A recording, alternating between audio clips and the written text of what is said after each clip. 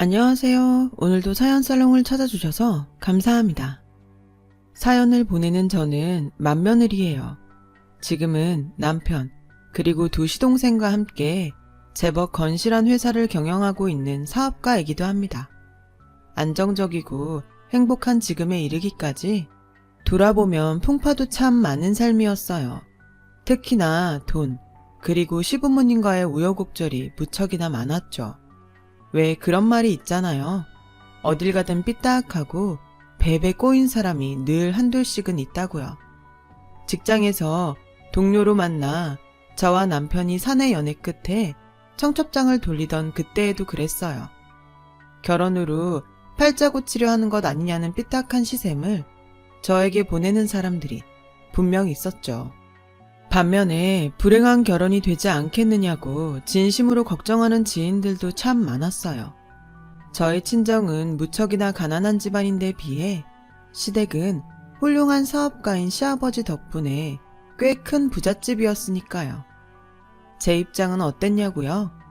부잣집에 시집가서 팔자 고치려 했다거나 아니면 양가의 경제적 차이로 인해 늘 비교와 타박을 당하며 사는 불운한 결혼이었다거나 어느 쪽이었냐고요? 결혼할 때부터 지금까지 제 생각은 확고했어요. 참 잘한 결혼이었다고요. 이 결혼을 단 한 번도 후회한 적 없을 만큼이요. 저희 결혼에 시댁이 부잣집이라는 계산 같은 건 들어있지 않았어요. 오히려 가난으로 인해 부족한 며느리가 되지는 않을까 하는 걱정이 컸을 뿐이죠. 하지만 그마저도 오래가지 않을 걱정에 불과했어요. 시댁에 처음 인사하던 날, 시댁 식구들 모두가 저를 크게 반겨주었고 시부모님 두 분 모두가 아주 훌륭한 분들이셨던 덕분이었어요. 특히나 시어머니는 한눈에 봐도 정성 가득 손수 차려둔 저녁 식탁에 몸둘 바를 몰라 하던 저를 포근하게 다독여 주었어요. 아범한테 다 들었어. 사돈분들이 많이 어렵게 살아오셨다면서. 아, 네, 맞아요. 저희 친정부모님은 누구보다 정직하고 열심히 살아왔지만 그만큼 운이 따라주지 않는 바람에 많이 어려운 삶을 보내셨다고 생각합니다. 그래, 이해한다. 너도 얼마나 고생이 많았어. 이해해 주셔서 정말 감사합니다. 그래서 솔직히 걱정이 좀 있어요.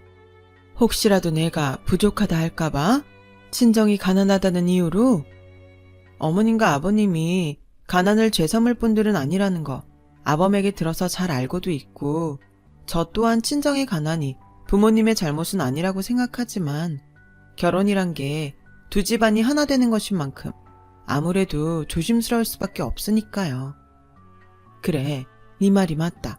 굳이 양가의 경제적 차이가 아니더라도 결혼이란 게 이래저래 신중하게 결정해야 하는 것이지. 하지만 너의 걱정이 오직 친정이 가난하다는 이유 때문이라면 그런 걱정 안 해도 된다. 네? 사돈분들이 나쁜 짓을 저지르고 천벌을 받아 가난해진 것도 아니잖니. 어려운 환경 속에서도 딸 자식을 너처럼 반듯하게 잘 키워낸 것만으로도 사돈분들이 참 훌륭한 삶을 살았다고 그렇게 생각하고 있어. 순간 가슴이 뭉클해진 제가 울음을 참으며 차마 대답하지 못하는 사이 이번에는 시아버지가 저의 손에 수저를 쥐어주며 말을 이어가셨어요. 너도 마찬가지야. 가난 속에서 반듯하게 잘 자라준 것만으로도 충분히 가치 있는 사람이란다. 우리는 돈이 아닌 너의 사람 됨됨이 하나만 보고 결혼을 승낙한 것이니 양가의 격차 같은 건 걱정하지 않아도 좋아. 그런 시아버지의 말에 남편의 남동생인 두 시동생들도 저에게 환한 미소를 지어주었고 마침내 모든 걱정을 떨친 저는 진심 어린 마음으로 화답했어요. 감사합니다, 어머님, 아버님, 그리고 시동생들 모두에게요. 오늘 받은 사랑 절대 잊지 않을게요. 시부모님을 친부모처럼 공경하는 며느리이자 의지가 되는 형수로서 열심히 살아보겠습니다. 덕분에 결혼에 꼴이 난 저는 그날의 약속을 지키기 위해 최선을 다했어요. 저는 시부모님을 친부모와 다름없이 공경하며 잘 모셨고 열심히 노력하는 저를 향한 시부모님의 사랑 또한 친부모와 다름없었죠. 시부모님의 인성을 꼭 닮은 두 시동생도 큰형수인 저를 친누나처럼 잘 따랐어요. 걱정과 어려움, 그런 거 하나 없이 마냥 행복하기만 했죠. 요즘 말로 치면 그야말로 꿀같은 시간들이라고 해야 할까요? 마냥 행복하기만 하던 어느 날, 저의 소중한 시댁에 불운의 그림자가 닥쳐오더군요. 시댁 식구들에게 경제적 어려움을 단 한 번도 느끼게 하지 않을 만큼 능력 있는 사업가이자 집안의 기둥인 시아버지가 갑작스런 교통사고로 운명하신 것이었죠. 갑작스레 시아버지를 잃은 저와 시댁 식구들이 미처 마음을 추스를 겨를도 없이 비보가 이어졌어요. 하필이면 경제위기가 닥쳐온 탓에 시어머니가 물려받기로 되어 있던 시아버지의 회사가 부도 처리되어 버렸거든요.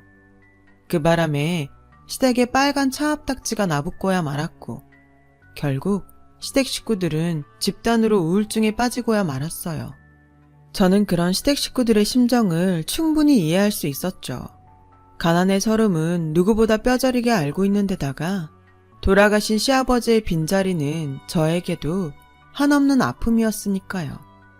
하지만 저는 절대 주저앉을 수 없었어요. 가족들 중 가난의 내성을 가지고 있는 유일한 사람이 바로 저였고, 더욱이 시아버님으로부터 받았던 하회와 같은 사랑을 또렷하게 기억하고 있었거든요. 그 사랑 덕분에 결혼에 꼴이 나면서 제 입으로 했던 약속을 지키기로 했거든요. 시부모님을 친부모처럼 공경하는 며느리이자 시동생들에게는 의지가 되는 큰 형수가 되겠다는 약속 말이에요. 결심을 굳힌 저는 곧장 시아버지의 빈자리를 채우기 위해 집안의 기둥 역할을 자처했죠. 많이 힘들죠. 알아요. 저도 다 이해합니다. 저에게도 시아버님은 세상의 기둥이었고 가난의 서름은 누구보다 제가 잘 알고 있으니까요. 미안한데 세아가, 우리 나중에 다시 얘기하면 안 될까? 우리가 지금 마음이 좋지 않다. 그래서 네가 무슨 얘기를 해도 귀에 잘 안 들어올 것 같아. 아니요. 아프고 힘들수록 더 제 얘기를 들어주셔야 해요. 어머님도 도련님들도 다 같이요. 아버님 일은 너무 슬프지만 그래도 제가 있잖아요. 가난을 겪어본 제가 어머님이랑 도련님들 옆에 꿋꿋하게 버티고 있잖아요. 집안 살림이야 제가 어떻게든 꾸려나갈 테니 저 믿고 우리 한번 다시 힘내서 살아봐요. 하늘에 계신 아버님이 하늘에서나마 마음 편하게 쉴 수 있도록요. 가족의 아픔은 가족이 함께 이겨나가야 하는 법이고 저도 엄연히 이 집안 가족이잖아요. 어머님 아버님이 사랑으로 품어주신 맏며느리, 도련님들이 친누나처럼 아껴주는 형수. 그날 시댁 식구들은 저를 부둥켜 안으며 펑펑 울었어요. 그 눈물과 함께 삶의 의지를 다졌죠. 가족을 위기로 몰아넣은 그림자로부터 벗어나 다시 행복한 삶을 되찾자는 다짐을 했어요.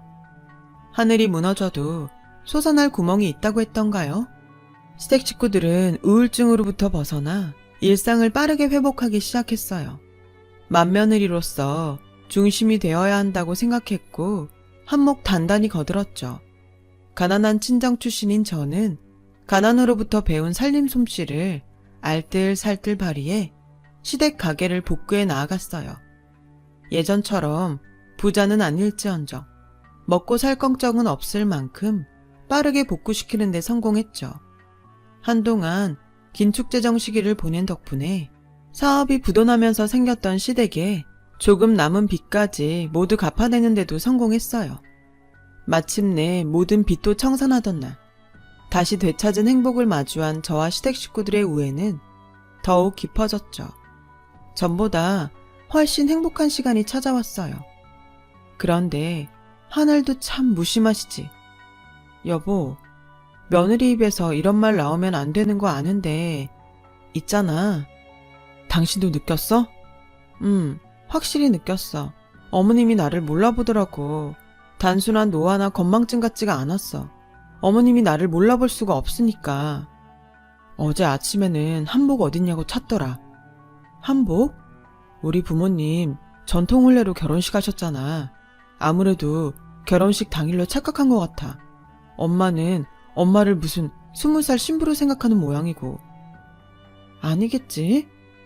나도 아니었으면 좋겠는데 동생들도 그러더라. 도련님들이 왜? 아무래도 엄마가 많이 이상하다고. 또 무슨 일이 있었길래? 집에 보내달라고 자꾸 투정 부린대. 동생들이 여기가 엄마네 집이라고 그러니까 엄마는 죽어도 여기는 내 집 아니라면서 하는 말이 어릴 적에 농사 짓고 살던 시골집 얘기를 했다더라고. 어머님 지금 어디 계셔? 응? 일단 병원부터 가봐야 할 거 아냐. 저와 남편은 곧장 대학병원 여러 곳을 다니며 시어머니의 진료를 보았고 모든 의사들의 진단은 똑같았어요. 치매 초기라더군요. 억장이 무너지더라고요. 하늘이 원망스럽더라고요. 시어머니처럼 훌륭한 사람이 세상 또 어딨다고 불의의 사고로 시아버지를 데려가 버리질 않나. 갑작스런 가난을 겪게 하지를 않나.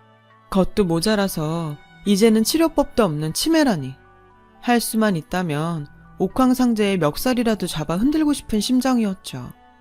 하지만 시댁의 기둥을 도맡고 있던 저에게는 속상해야 할 겨를조차 주어지지 않았어요. 시어머니의 치매 진단으로 인해 또 한 번 흔들리는 시댁 식구들을 다잡아야만 했거든요. 그래서 저는 치매 초기에 발견했으니 그나마 다행이라며 시댁 식구들을 다독였고 남편과 두 시동생 또한 충격을 딛고 굳세게 일어섰죠. 오직 시어머니를 위해서요. 하지만 치매는 저와 시댁 식구들의 생각보다 훨씬 독한 병이더군요. 가족 모두가 사방으로 수소문해봤자 치료법 따위는 없었고 저와 시댁 식구들이 할 수 있는 것이라고는 시어머니를 최대한 지극정성으로 모시는 것밖에는 없었어요. 그러는 사이 시어머니의 치매는 빠르게 악화되어 2년여 사이에 말기로 접어들었고 끝없는 치매 뒷바라지에 시동생들은 자꾸만 지쳐가는 눈치였죠.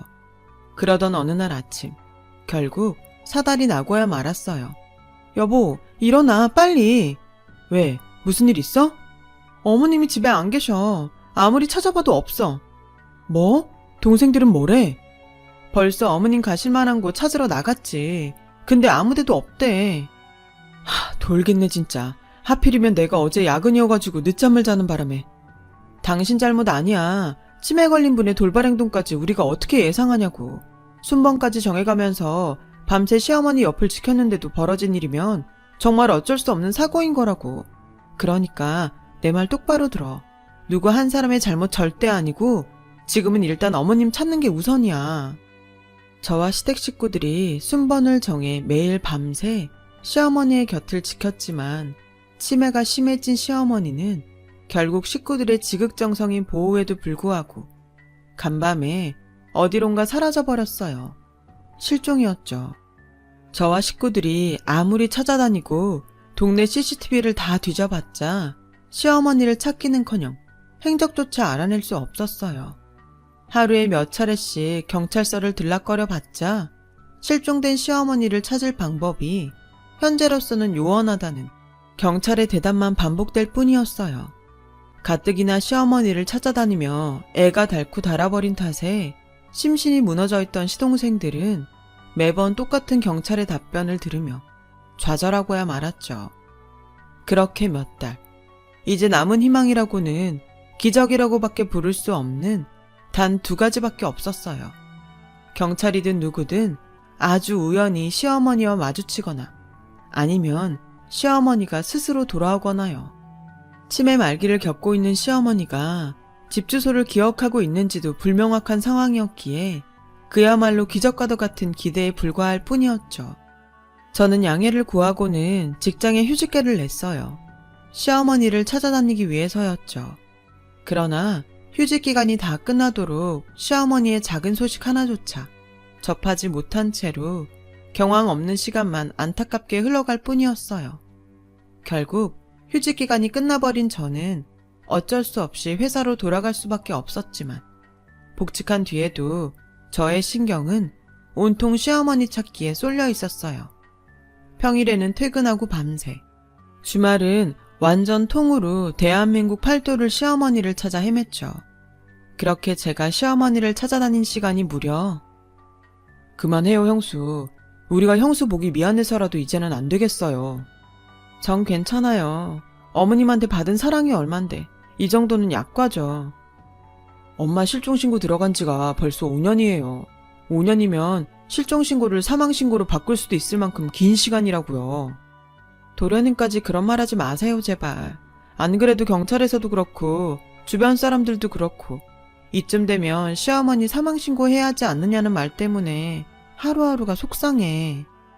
아무리 손아래 시동생이라지만 자식 입장에서 이런 말 하는 거 쉽지 않죠. 근데 그래도 산 사람은 살아야 하지 않겠어요.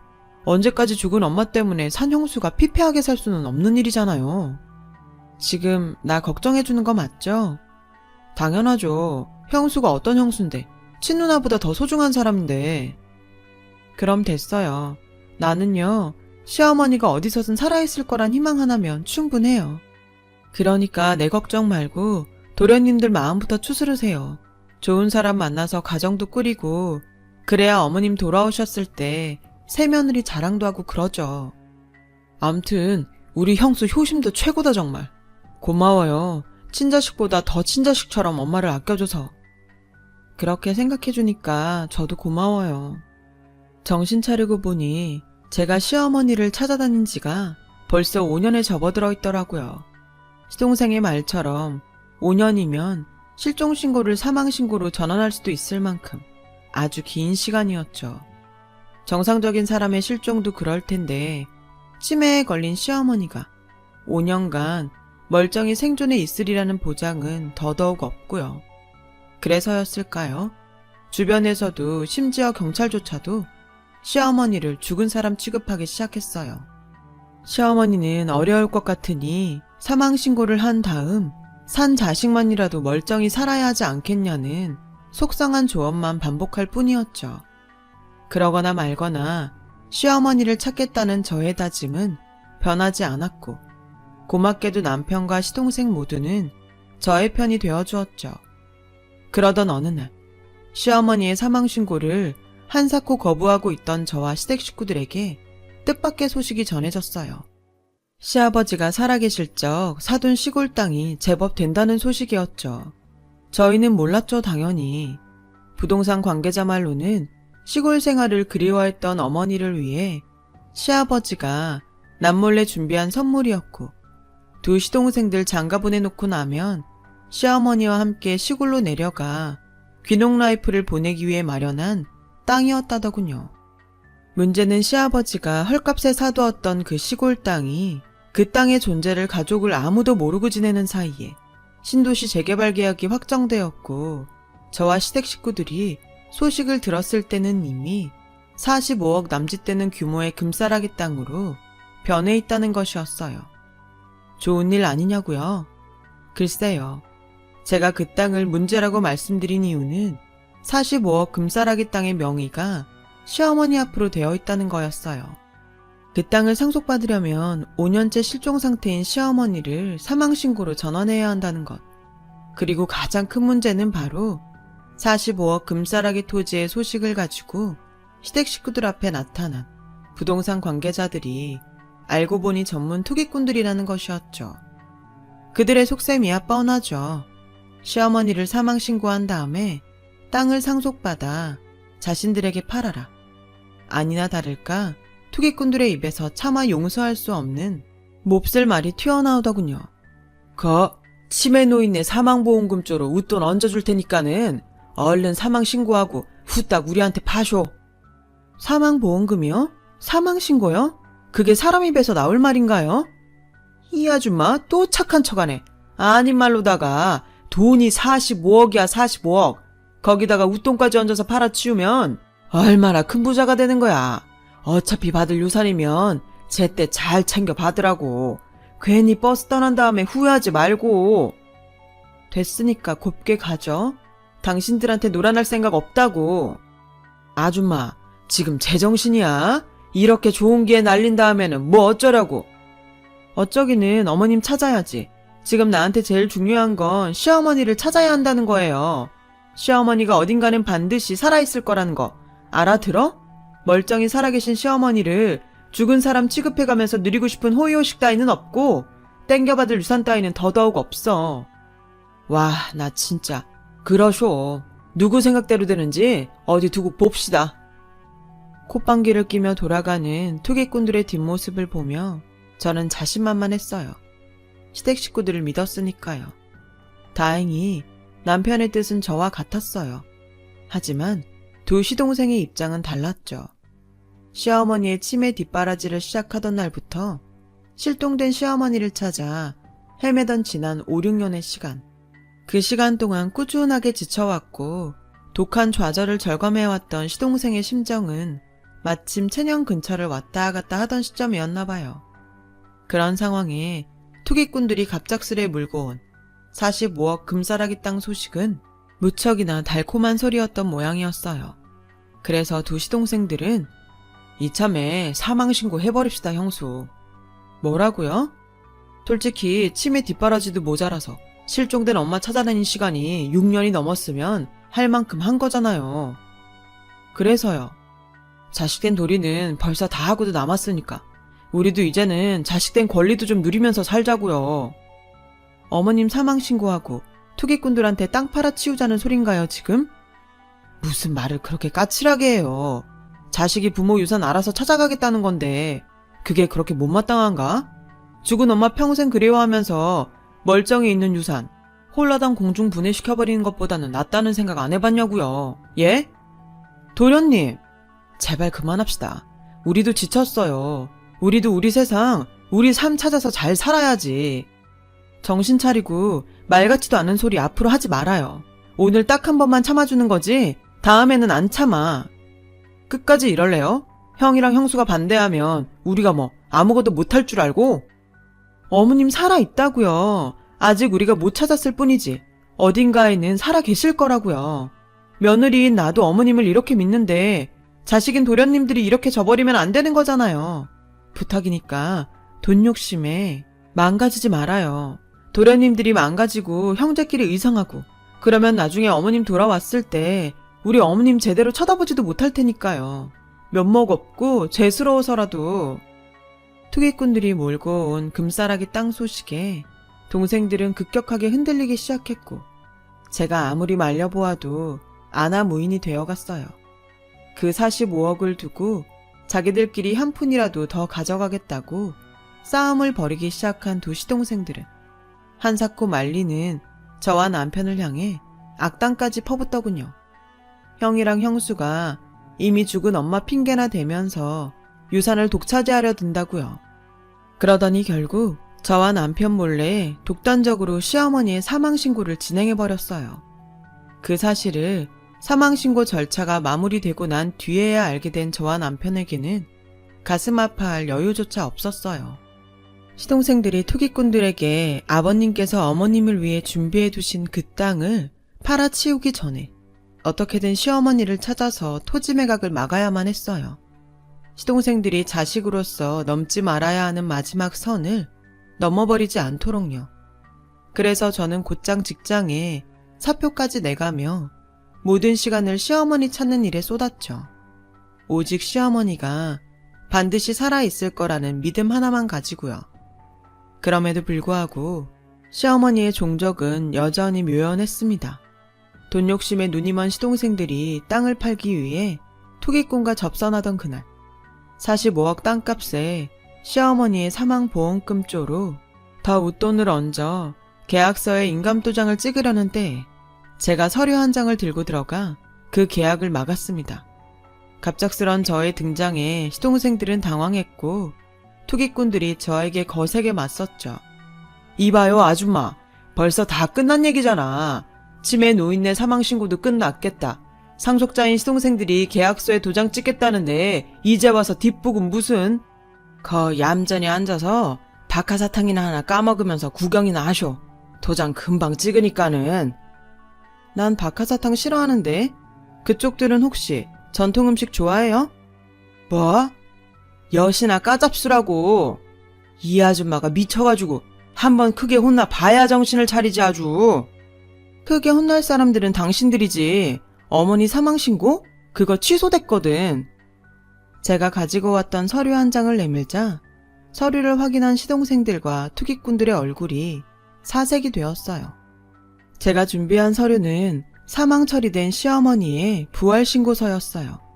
부활신고서란 실종 후 5년이 지나 사망 처리된 대상의 사망신고를 취소한다는 서류예요.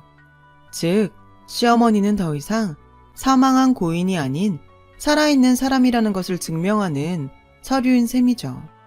시어머니의 생존 사실을 마주한 시동생들과 투기꾼들이 멍하니 있는 사이 기세를 탄 저는 투기꾼들 거세게 몰아붙였어요.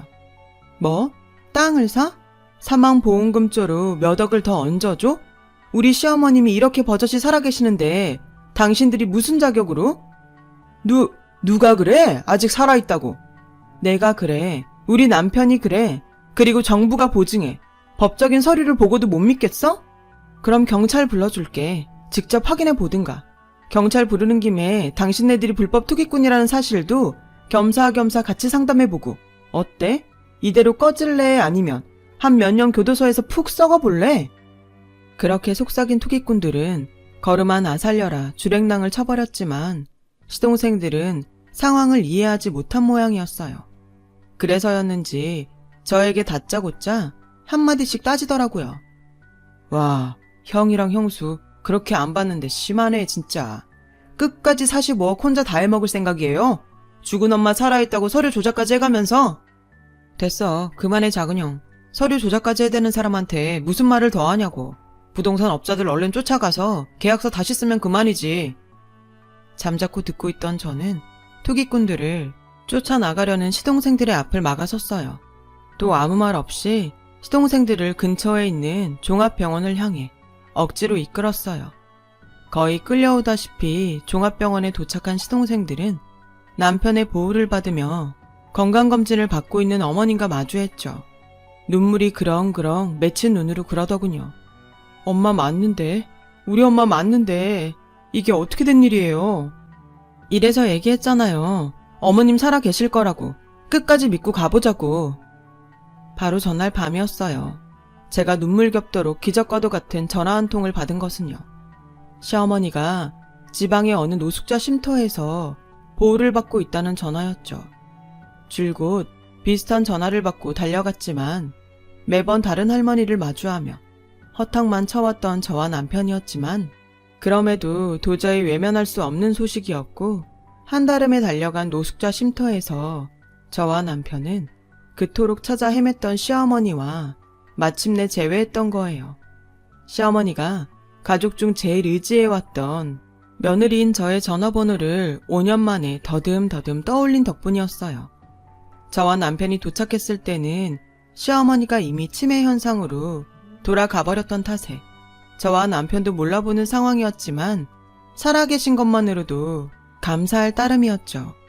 그날 밤 시어머니와의 눈물의 상봉을 마친 저와 남편은 아침이 밝기 무섭게 동사무소로 내달렸어요. 그리고는 사망신고로 인해 말소가 되어 있던 시어머니의 주민등록을 부활시켰고요. 토지를 투기꾼들에게 아직 팔아치우기 전이기만을 간절하게 바라는 마음 하나로요. 토지 매각을 막아야만 엄마와 재회할 시동생들의 죄책감이 조금이라도 덜할 테니까요. 그런 사람들이거든요, 원래. 병원에서 건강검진을 받고 있던 시어머니와 재회한 시동생들은 참회의 눈물을 흘렸죠. 더욱이 치매 속에서도 오직 며느리인 저 하나만큼은 알아보는 시어머니의 모습에 시동생들은 또 한 번 참회의 눈물을 쏟았어요. 시어머니가 시동생들에게 저를 이렇게 소개했거든요. 예쁘죠? 세상에서 제일 소중한 내 딸이에요. 어려울 때마다 제일 든든하게 내 옆을 지켜주는 고마운 딸이에요. 그때 시동생들은 가족들 중 오직 저만을 심지어 딸이라고 알아보는 시어머니의 모습에 크게 뉘우쳤다고 해요. 형수마저 우리 엄마를 저렇게 아끼는데 친자식들은 돈 욕심에 눈이 멀어 몹쓸 짓을 할 뻔했구나. 앞으로 평생 잘하면서 살아야겠다. 우리 엄마에게도 친누나 같은 형수에게도. 저는 그런 깨달음을 털어놓는 시동생들을 다독였고요. 돈이 문제고 가난이 잘못이지 도련님들이 악인이어서 저지른 짓은 아니지 않을까요? 그게 부모 마음이니까요. 저도 다 이해하고요. 길고 길었던 소라는 깊은 참회와 반성과 사랑의 눈물로 마무리되었답니다. 이후 저와 시댁 식구들은 세상 이런 시댁이 또 있을까 싶을 만큼 전보다 훨씬 더 끈끈해졌어요. 효도 경쟁이라도 하듯이 치매 시어머니를 아주 극진하게 모시면서 지내고 있죠. 그러는 한편으로 시어머니 앞으로 되어있던 그 토지를 더 좋은 시세에 합법적으로 매매해 시댁 공동명의로 새 사업을 시작했어요. 시댁 식구들 모두 공평한 지분으로 운영되는 사업이죠. 다행히 남편과 시동생 모두가 시아버지의 사업 수완을 물려받은 덕분에 탄탄대로를 달리는 중이에요. 그리고 그 땅은 아버님이 어머님을 위해 준비한 땅이었잖아요. 그래서 서울 근교에 땅을 사서 시어머니를 위한 공간으로 집을 지었답니다. 텃밭도 있고 꽃밭도 있고요. 그 집으로 이사가던 날 어머님의 고운 웃음을 잊을 수가 없을 것 같습니다. 무엇보다 뿌듯한 건 아무도 더 이상 헛된 돈 욕심에 몹쓸 마음을 품지 않는다는 거예요. 제가 이 세상에 태어난 뒤로 제일 잘한 건 부모님 외에 남편과 시부모님, 그리고 시동생들과 새 가족이 된 거예요. 결혼 하나는 세상 남부럽지 않게 아주 잘했다고 생각합니다. 제 긴 이야기 들어주셔서 감사합니다. 들어주신 분들, 가족들과 사랑하며 행복한 시간 보내시길 바랍니다. 여러분, 사연 댓글에 응원과 현명한 조언 부탁드려요. 좋아요와 구독은 저에게 큰 힘이 됩니다. 오늘도 좋은 일 가득하세요.